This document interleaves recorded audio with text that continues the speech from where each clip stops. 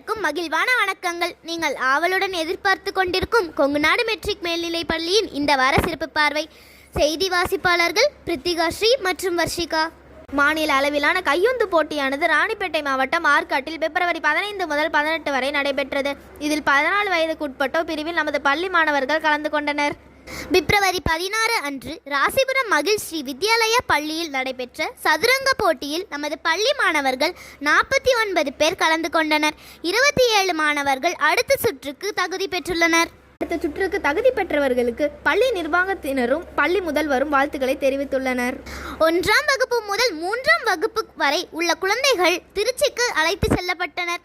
அங்கு பறவைகள் பூங்கா, கல்லணை, ஸ்ரீரங்கம் போன்ற இடங்களுக்கு அழைத்து செல்லப்பட்டனர். குழந்தைகள் மகிழ்ச்சியோடு அனைத்து இடங்களையும் சுற்றி பார்த்தனர்.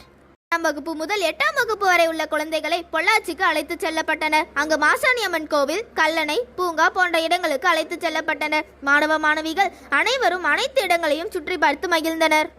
மேலும் என் செய்திகளை அறிந்து கொள்ள தொடர்ந்து இணைந்திருங்கள் கொங்குநாடு மெட்ரிக் நியூஸ் எக்ஸ்பிரஸுடன்.